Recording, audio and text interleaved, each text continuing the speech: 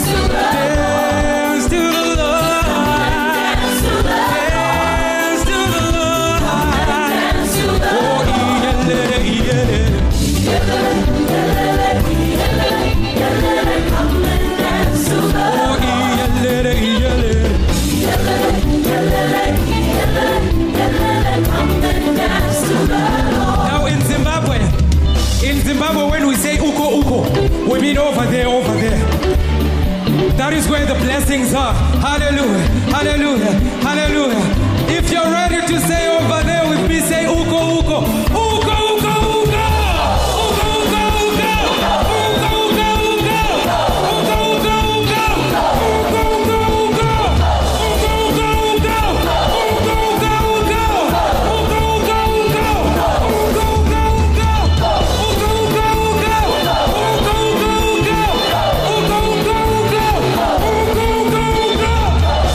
Uko, uko, uko. Uko, uko, uko.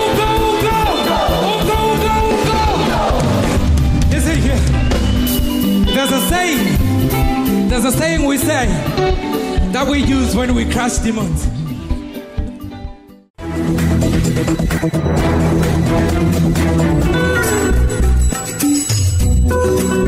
Alors, de retour sur le plateau de Midi d'Afrique, et comme je l'ai dit, nous allons parler bien rectificatif avec notre consultant de ce jour, le pasteur Licré. Avec lui, nous parlons de l'expérience de la vie chrétienne.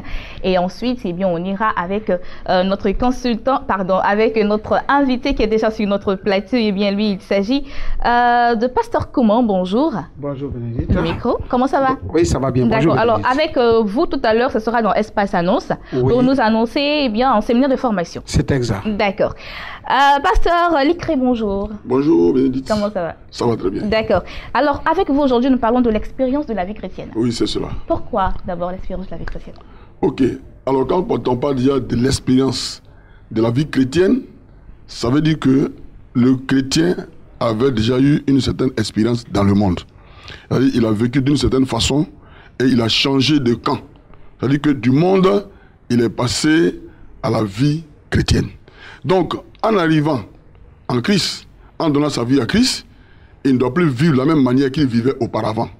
Il ne doit plus considérer les choses de la même manière qu'il les considérait auparavant. Sa manière de parler, sa manière de voir les choses doit désormais changer parce qu'il est maintenant dans une nouvelle famille, il est dans un autre royaume. Donc, voilà pourquoi nous parlons de l'expérience. C'est-à-dire que là, il est amené à faire une nouvelle expérience. Donc, quand on parle de l'expérience de la vie chrétienne, c'est pour amener les chrétiens à comprendre qu'en marchant avec le Seigneur Jésus-Christ, ils ont une expérience à faire. C'est-à-dire qu'ils doivent expérimenter beaucoup de choses. Et là, nous allons nous appuyer sur un passage biblique dans Romains chapitre 8, le verset 28, qui nous dit « Tout concourt au bien de ceux qui aiment Dieu ». Alors, quand on parle d'expérience, je vais l'expliquer de manière très simple. L'expérience, ce n'est pas seulement ce qui nous arrive. Parce qu'aujourd'hui, quand les gens ont entendu l'évangile, ils ont certainement entendu que quand tu acceptes Jésus-Christ, que tu arrives, tout de suite tu as ton mari. Quand tu acceptes Jésus-Christ, que tu arrives, tu as ton travail. Quand tu acceptes Jésus-Christ, que tu arrives, tu as le billet d'avion et tu voyages. Tout marche comme sur des roulettes. Je voudrais dire que ce n'est pas en réalité comme ça que les choses se passent. Parce que Dieu lui-même, il veut d'abord nous tester pour voir si nous sommes vrais. C'est pour ça qu'on parle d'épreuve.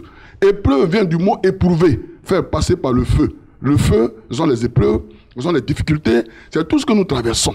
Alors quand on parle d'expérience de la vie chrétienne, ça veut dire que celui qui donne sa vie à Jésus, qui était dans le monde, qui était dans le beurre, tu étais peut-être maîtresse, tu étais peut-être... En tout cas, tu avais des activités qui ne glorifiaient pas le nom du Seigneur, mais qui te rapportaient beaucoup de choses et tu étais à l'aise. Mais le jour où tu as entendu parler de Jésus, que Jésus donne la vie éternelle, et que si tu demandes dans ton état de mauvais riche, tu vas aller à l'enfer, tu as compris cela et tu es venu à Jésus-Christ, tu vas expérimenter une nouvelle vie.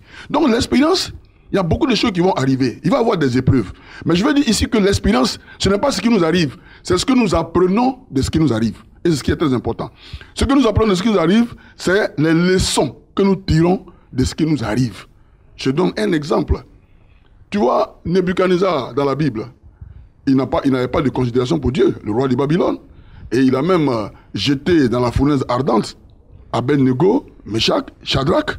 Il les a jetés dans la fournaise ardente parce qu'ils ont refusé d'adorer son Dieu. Lui, il avait son Dieu, il avait une idole. Mais eux, ils ont refusé de l'adorer parce qu'eux, ils savaient en qui ils avaient cru. Donc, quand il les a jetés, il a même demandé, puisqu'ils ont refusé de surchauffer la fournaise 7 fois. Mais ils sont sortis avec une 4e personne au milieu d'eux. C'était qui? C'était le Seigneur, qui était donc avec ses enfants. Et lui, Nebuchadnezzar, il a fini par comprendre que ce Dieu-là, il était le vrai Dieu. Et après avoir reçu un esprit animal qui lui a fait brouter les herbes des champs, il a été obligé de faire allégeance à Jésus-Christ de Nazareth. Donc là, à Dieu. Donc là, il a connu une expérience. Et quand je parle d'expérience, aujourd'hui, les chrétiens ont vécu d'une manière ou d'une autre des expériences qu'ils n'ont pas considérées. Je prends le cas aussi de Thomas Edison. Thomas Edison, plusieurs fois, c'est lui qui a créé cette lumière que nous voyons là, mais par des milliers de fois, il n'a pas réussi. Mais qu'est-ce qu'il a dit? Il n'a pas dit j'ai échoué 25 000 fois, mais il a dit je connais 25 000 manières de mal faire. Je connais. Ça veut dire qu'il a acquis une expérience. Et désormais, ça lui permettra de savoir comment orienter ses recherches. Aujourd'hui, les gens se marient. Mais sur quelle base tu te maries? Il y a beaucoup de déceptions. Mais les déceptions devraient nous amener plutôt à comprendre et à retenir des leçons. Pourquoi je n'ai pas réussi dans ce mariage? Qu'est-ce qui n'a pas marché dans ce mariage? On ne doit pas se contenter de pleurnicher. On ne doit pas se contenter de pleurer. Mais on doit plutôt comprendre, est-ce que le paramètre qui est la crainte de Dieu était de mise? Est-ce que nous avons tenu compte de ce fait-là avant de m'engager dans une telle relation? Les gens s'engagent dans la relation en mettant Dieu de côté. Mais quand tu mets Dieu de côté et que tu montes l'échelle, ce n'est pas au moment où tu es arrivé très loin et que ça ne va plus que tu vas crier à Dieu. Dieu ne viendra pas pour te sauver à ce niveau-là. Dieu va commencer à rebâtir les choses avec toi. Mais c'est à toi de retenir la leçon pour dire qu'au départ, c'est-à-dire que le fondement, c'est Dieu. Et quand vous mettez Dieu de côté, puisque la Bible dit, au commencement était Dieu. Et au commencement était la parole était Dieu et cette parole était avec Dieu. Donc si au commencement, vous mettez Dieu de côté et que vous faites toutes choses, c'est sûr que vous allez vous casser la figure. Mais le fait de se casser la figure, ce n'est pas la fin de toutes choses, c'est une leçon. Et cette leçon-là, c'est une expérience. Donc c'est cette expérience-là, c'est de ça que je voudrais parler à tous les chrétiens. Tout ce que tu as connu dans ta vie, aujourd'hui, tu pleurniches, tu dis que Dieu même t'a oublié. Non, Dieu ne t'a pas oublié. Mais c'est toi qui, au contraire, as emprunté le mauvais chemin et tu n'as pas mis en pratique la parole de Dieu. Qu'est-ce que la parole de Dieu nous dit dans Jean chapitre verset 17? La parole de Dieu nous dit ceci. Il dit, si vous savez ces choses, vous êtes heureux pourvu que vous les pratiquiez. Toi-même, tu sais que tu n'as pas pratiqué la parole de Dieu. tu as mis la crainte de Dieu de côté et tu t'es marié de ton propre chef. Tu dis non, celui-là, c'est celui que je veux. Mais vers la fin, tu t'es cassé la figure. Le mariage n'a pas marché. Et tu es allé d'homme en homme, tu en as connu au moins 5. Lui aussi, il en a connu au moins 6 femmes. Mais après cela, une fois que tu t'assois, tu ne pleures pas. Même si tu as pleuré, tu essuies tes larmes. Et tu essaies maintenant de tirer la leçon. C'est ce qui est le plus important. Les chrétiens doivent savoir tirer la leçon. Dans quel état d'esprit on va tirer la leçon? Parce que souvent, ce n'est pas aussi facile. Après certaines épreuves, on tombe carrément. Non, c'est une très bonne question, mais je vais donner la réponse. Jean chapitre 16, le verset 33 nous dit ceci. Et c'est Jésus qui parle. Il dit, je vous ai dit ces choses pour que vous ayez la paix en moi. Vous aurez des tribulations dans le monde. Prenez courage, j'ai vaincu le monde. Donc, l'attitude là, c'est le courage. Il faut prendre le courage. Quel que soit ce qui arrive, il faut savoir une chose. Dieu ne va jamais t'abandonner. Dieu ne te laissera jamais en cours de route. Parce que lui-même a dit, recommande ton sort à l'Éternel, mets en lui ta confiance et il agira. Est-ce que les gens sont prêts à mettre leur confiance en Dieu? Est-ce que les gens sont prêts à continuer la marche quand bien même les difficultés surgissent? Le Seigneur n'a pas exclu les difficultés. Il a dit, vous aurez des tribulations. Ça veut dire que les tribulations font partie de la vie chrétienne. C'est l'expérience de la vie chrétienne. Si quelqu'un te dit, en arrivant à Jésus, tu n'auras aucun problème, tu ne vas jamais tomber malade, tu vas toujours te marier, tout va aller comme sur des roulettes, c'est l'évangile du ventre qui va t'égarer. Mais il faut que les réalités et la vérité biblique soient prêchées pour que les gens s'attendent à quelque chose quand ils arrivent à Jésus-Christ. Et c'est en mettant la parole de Dieu en pratique. Même en la mettant en pratique, Dieu nous teste. Donc c'est pas en plus forte raison, quand nous la mettons de côté, que nous allons aller comme sur des roulettes. Ok, au sorti de ce que vous dites, est-ce qu'on peut dire que la vie chrétienne n'est pas facile? Parce qu'il y a plusieurs épreuves qu'on doit braver avant d'avoir ce que l'on veut réellement. Bon, la vie chrétienne, dire qu'elle est très facile, ce serait peut-être blaguer un peu certaines personnes, mais en même temps aussi, je dirais qu'elle est facile. Pourquoi? Parce que nous ne la menons pas de notre propre chef. C'est-à-dire que si tu veux la mener par ta propre chair et par ta propre force, elle va être difficile pour toi. Mais si tu t'abandonnes entre les mains du Seigneur, entre les mains du Saint-Esprit, c'est le Saint-Esprit qui va te rendre capable de pouvoir marcher et aller de l'avant avec le Seigneur. C'est pourquoi Paul pouvait dire dans Galates chapitre 2 verset 20, si je vis, ce n'est plus moi qui vis, c'est Christ qui vit en moi. Donc on doit se laisser abandonner entre les mains du Seigneur pour que le Seigneur nous conduise, de sorte que s'il y a les fleuves, s'il y a tout ce qu'il faut comme obstacle, Dieu puisse véritablement nous soutenir. Amen. Merci beaucoup, pasteur Licré. Vraiment un très bon thème et moi j'ai apprécié vraiment le terme, l'expérience de la vie. Pour finir, on va dire toute chose concourt au bien de ceux qui aiment Dieu. Voilà, et j'ai commencé d'abord l'intro de cette émission avec ce verset. Je ne savais pas que vous aussi vous allez en parler. Voilà, nous avons communiqué en esprit. Voilà, alors toute chose concourt au bien de ceux qui aiment Dieu devant toutes circonstances. Et bien, gardez toujours le sourire car tout va bien.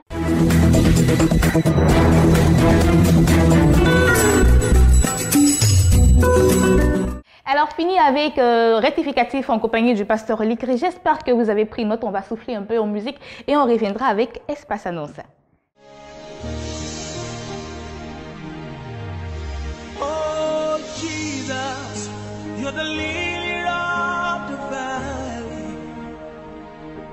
Sweet Jesus, you're the bright and morning star. Oh, Jesus, you're the mighty man in battle. I call you Jesus, the master of the world. Oh, Jesus, you're the lily of the valley. Yes, you are. Sweet Jesus, you're the bright and morning star. Morning star, yeah. Oh, Jesus, yeah. You're the mighty man in battle. I call you Jesus, the master of all. Hallelujah, hallelujah.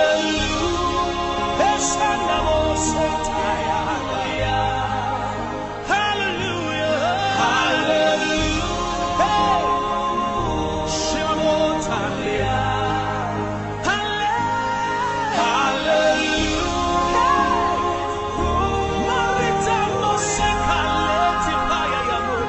I call you Jesus, the master of all. Hallelujah, hallelujah. Thank you, Lord, for my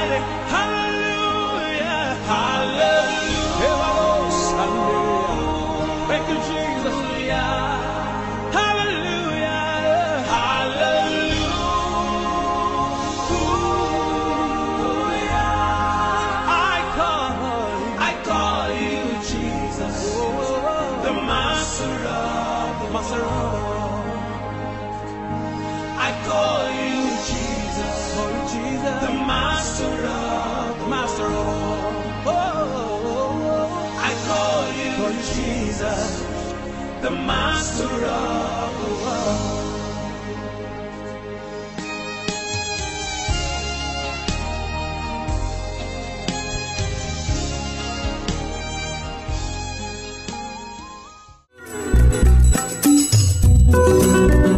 Espace annonce à présent, nous sommes avec le pasteur Jean-Claude Zagoté de l'église évangélique La Montagne des Oliviers. Il est là pour nous annoncer un programme. Bonjour pasteur. Bonjour Bénédicte. Comment ça va? Très bien, merci. D'accord. Alors, la 4e convention annuelle dénommée Manaïm 2017. Mahanaïm 2017. D'accord. Le lieu de rencontre des fils de Dieu avec les anges de l'Éternel. Il s'agit de quoi? Il s'agit de la 4e convention annuelle de l'église évangélique La Montagne des Oliviers dirigée par le prophète Franck Mailly. Alors, pourquoi cette convention? Cette convention, simplement pour faire du bien à un enfant de Dieu. Il s'agira de faire en sorte que quelqu'un qui est bloqué depuis un moment ait sa vie débloquée, enfin. Il s'agit de faire en sorte qu'une dame qui n'arrive pas à enfanter du fait de cause médicale ou spirituelle arrive enfin à enfanter. Il s'agit de faire en sorte qu'une dame qui est célibataire, un homme qui est célibataire chronique depuis un moment, entre dans les liens du mariage. Il s'agit de faire en sorte qu'un jeune homme qui a fini ses études, qui ne travaille pas, puisse travailler. Il s'agit de faire du bien au peuple de Dieu. Et l'homme de Dieu, le prophète Franck Mailly, président fondateur de ce ministère, de l'Église, sera en première ligne, mais il ne sera pas seul. Il aura avec lui un homme de Dieu d'une grande dimension, l'apôtre Tidji Kamba qui nous vient de France. Il est d'origine angolo-congolaise, mais il vit en France, à la tête d'une vingtaine d'églises à travers le monde. C'est un homme d'un charisme avéré qui vient et qui sera un des orateurs. Il ne sera pas seul également. Lui vient également avec un homme de Dieu, Pasteur Dada, qui vient d'Angola. Donc, ces 3 hommes de Dieu, pendant 3 jours, vont faire du bien au peuple de Dieu. C'est où? C'est à Yopougon. Au terrain en face, le terrain de l'église Baptiste Œuvre et Mission, en face du siège, le grand terrain qui est là. Le peuple de Dieu est invité là. C'est tous les soirs, de 16h à 22h. Vendredi, samedi et dimanche. Alors, je voudrais rendre un court témoignage de ce qui s'est passé dimanche dans l'église du prophète Franck Mailly. Dimanche avant-hier. Un homme qu'on amène mort dans l'église. Et alors que tout le monde est désemparé, l'homme de Dieu se couche sur lui. Quelques secondes plus tard, il se relève. Et l'homme se relève. Il a retrouvé la vie. Résurrection. Ce n'est pas la première résurrection du genre. Les résurrections dans le ministère de l'homme de Dieu, il y en a plusieurs. Alors ici, il s'agit de résurrection physique. Mais je veux dire à quelqu'un que là où quelque chose était mort dans ta vie, le Seigneur peut encore faire un miracle. Rejoins-nous. Là où quelque chose ne marchait pas dans ta vie, le Seigneur peut encore faire un miracle. Rejoins-nous. D'accord. Donc ce sera pour... Ce sera pour les 15, 16 et 17 décembre de 16h à 22h tous les soirs. D'accord. On va donner aussi les contacts pour les personnes qui voudraient bien y participer. Alors les contacts, je voudrais bien te laisser le D'accord. Alors les contacts, c'est le 89 37 58 62, le 68 12 55 05. C'était le pasteur Jean-Claude Zagoté de l'église évangélique et La Montagne des Signons qui était là pour annoncer cette 4e convention annuelle dénommée Manaïm 2017. On va parler d'un autre programme à présent. Il s'agit de marathon de prière avec cet élément vidéo. C'est parti. Il y a encore de l'espoir. Jésus-Christ est encore assis sur le trône. Peuple de l'Éternel, que la paix et la grâce du Seigneur soient avec vous. Nous vous bénissons au nom du collectif des églises évangéliques de Djekanou. Ce jour est exceptionnel pour nous, en ce sens que nous recevons la chaîne internationale Bénin TV, qui nous fait l'honneur de venir jusqu'à nous, ici à Djekanou, pour un programme à la gloire de notre Seigneur Jésus-Christ. Et ce programme est intitulé Prière de marathon, qui va se tenir dans la localité de Dimokro, précisément le 15 décembre 2017. À cet effet, nous voulons joindre toute la population de Djekanou. Nous voulons faire appel à toute la localité, voire la région du Bélier, afin que tous, comme un, nous prenions part à ce programme.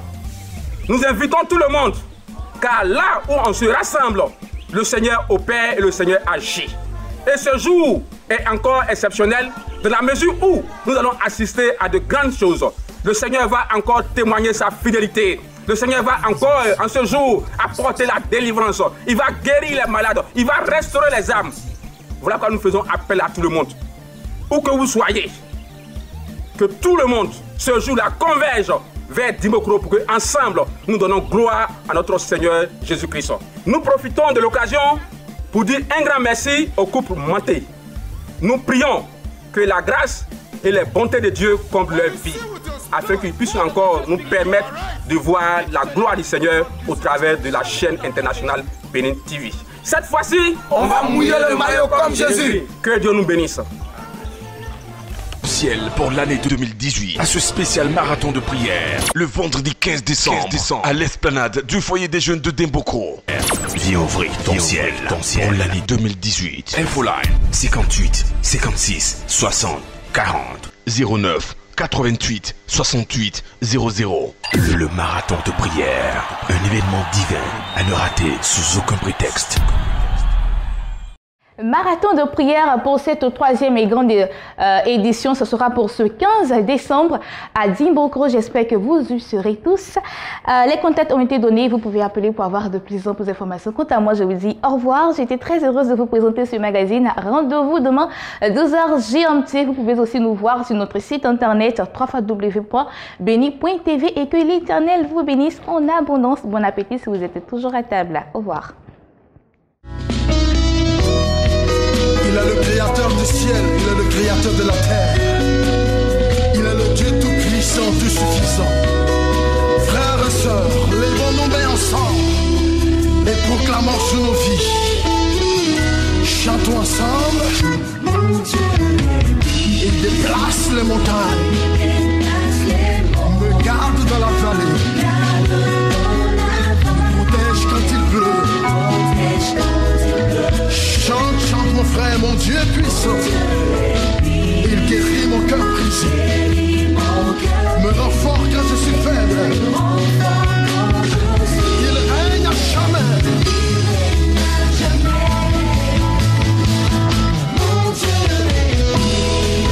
Proclame sur ta vie, dis mon Dieu est puissant. Chante qu'il est puissant. Encore une fois qu'il est puissant. Lève la main, dis que mon Dieu est puissant. Chante sur ta situation qu'il est puissant.